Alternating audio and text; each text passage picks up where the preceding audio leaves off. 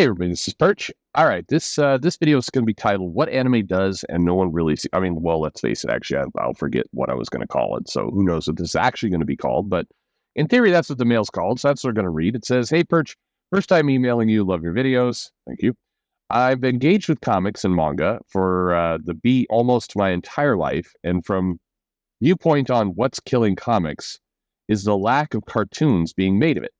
I believe it's easier to tell someone who has watched a cartoon of something to go read drawings on page of that same thing when compared to, hey, you've watched us make this thing as a movie with real people, so it would be seen as real art now.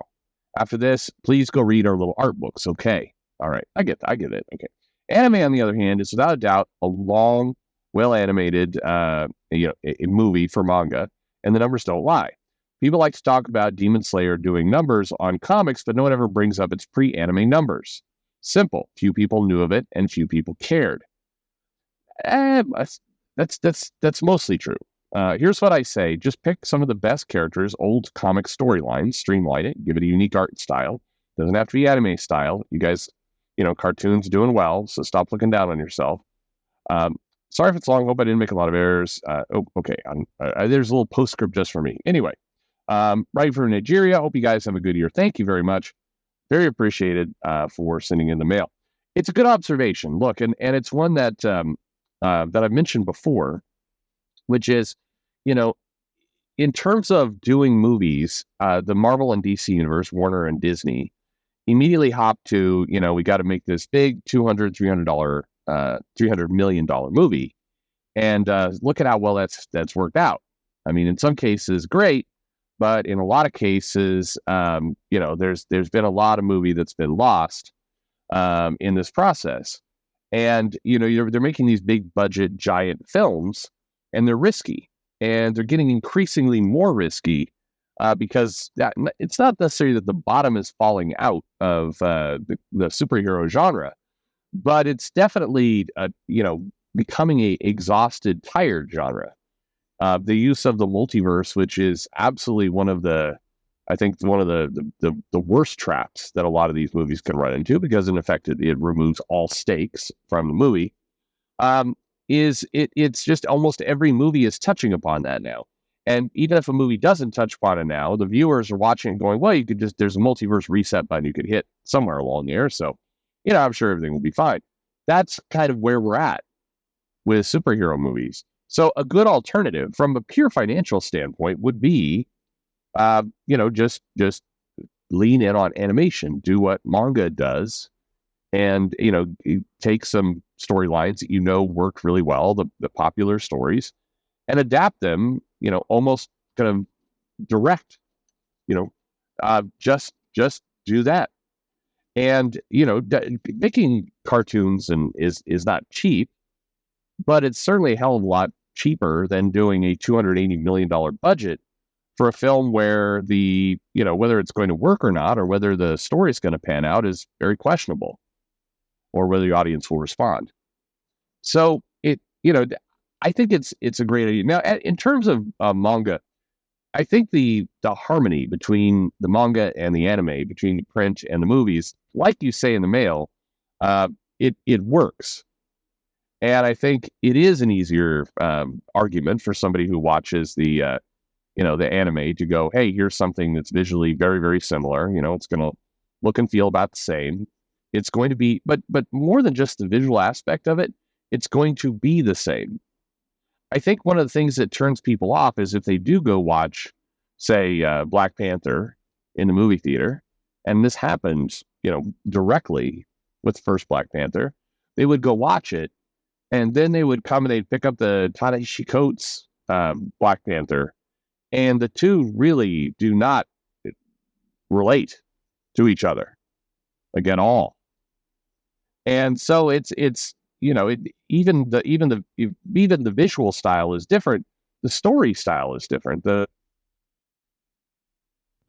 It's just incredibly hard to convince somebody to go watch something that is on a different format, coming out once, in the case of, if you become a really big fan of the Black Panther, you're going to get a movie every 3 to 4 years, maybe. And that's not even counting the fact that they didn't recast, unfortunately, Chadwick Boseman died. And unfortunately, he died. Also, unfortunate they didn't recast. And so they're like, and now we want to go in a completely new direction for a completely different Black Panther. And the first movie was about accepting who he is, and now the second movie is also going to be about accepting who she is. But it's in a completely different way. Anyway, it becomes ludicrous very quickly. But on that format, getting somebody to go from a movie that's coming out every 3 to 4 years to now go pick up a monthly comic book is going to be hard. And when a comic book visually doesn't resemble the movie, and then storyline doesn't resemble the movie, we all have to admit to ourselves that really, they're linked in name only. And because just vague instances, even I got into this argument at one point with a Marvel writer. I said the Captain Marvel comic bears no resemblance to the Captain Marvel movie. And it doesn't. In fact, in many ways, and this will be a kind of a weird point to make, but for a lot of the people who disliked Brie Larson and kind of the way she behaved and other things, and they transferred a lot of that onto the comic. That the Captain Marvel, the comic, is also going to be, got this unlikable character. But the character in the Captain Marvel comic really had no resemblance to Captain Marvel in the movie. They're very different. Captain Marvel in the movie, in addition, if you watch the Marvels, and God help me, I did, you've got this woman who's really just hanging out in space, not coming down. So that's a major plot point, that she's pretty much a hard introvert doing other things, except apparently when she's on the singing planet and is a Captain Marvel princess pony. Well, not a pony, but anyway,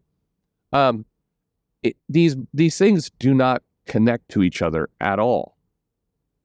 And so why do we think that the success of the movies is going to translate to comics?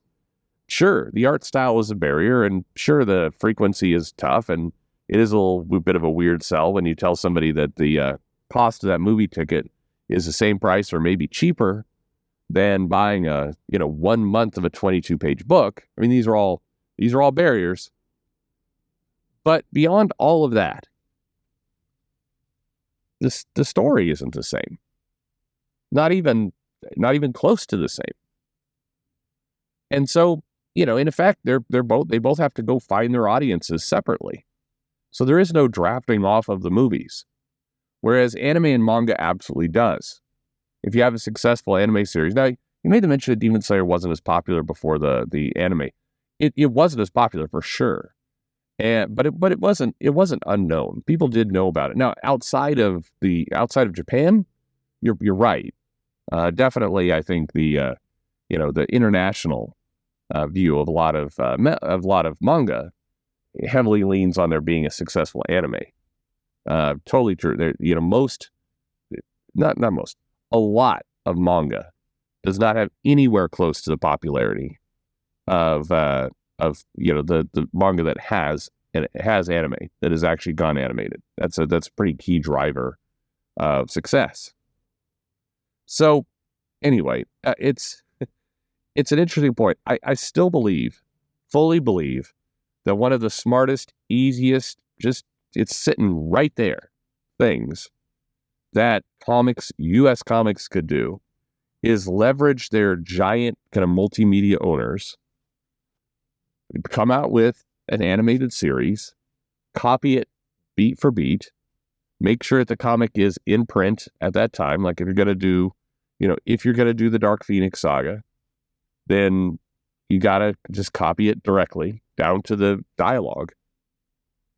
And don't resist the urge to well, we should modernize this a little bit. No, don't actually. Nostalgia is popular.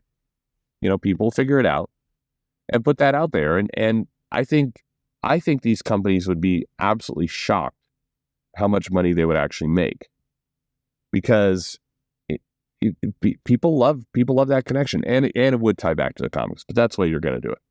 Anyway, thank you very much for the mail. Hope everything is going well there in Nigeria. I know a prince down there. But anyway, thank you for writing in. As always, if you got a question, the email is in the description to the video each and every time. And thanks for listening.